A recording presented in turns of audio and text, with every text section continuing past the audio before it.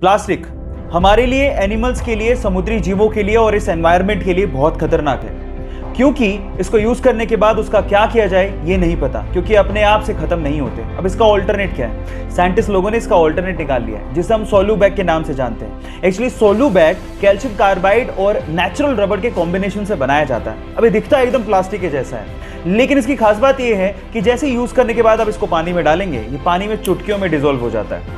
और साइंटिस्ट लोगों का यह भी कहना है कि गलती से भी वो पानी किसी ने पी लिया तो उसके लिए कोई खतरा नहीं है। बस प्रॉब्लम यह है कि मॉनसून के दिनों में इसको इस्तेमाल करना थोड़ा सा डेंजरस है, क्योंकि अपने आप से डिसॉल्व हो जाता है। लेकिन अपनी प्रकृति के लिए हम लोग इतना कॉम्प्रोमाइज तो कर ही सकते हैं। क्या आपको पहले से बात पता थी? और नहीं पता थी तो चैट सेक्शन में लिखना मत भूलिएगा।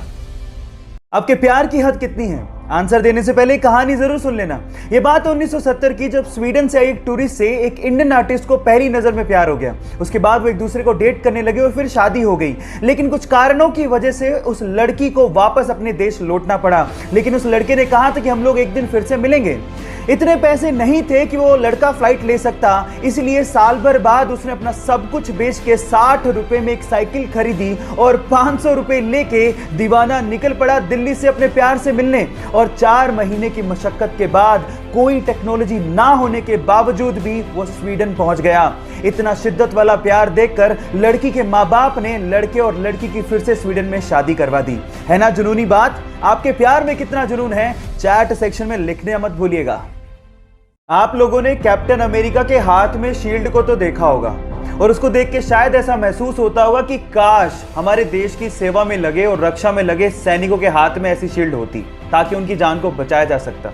देखो, बाकी देशों का तो पता नहीं, लेकिन जापान ने अपने सैनिकों की रक्षा के लिए इससे भी ज्यादा एडवांस शील्ड बना ली है, जो कि मात्र 3 सेकंड में खोली जा सकती है। इनफैक्ट उसमें आर्टिफिशियल इंटेलिजेंस का इस्तेमाल भी किया गया है, जिससे अगर मान लो किसी ने बंदूक तान दी तो 3 सेकंड में वो अपने आप खुल जाती है ना गजब की बात? क्या आपके बात पहले से पता थी? नहीं पता थी तो चैट सेक्शन में लिखना मत भूलिएगा।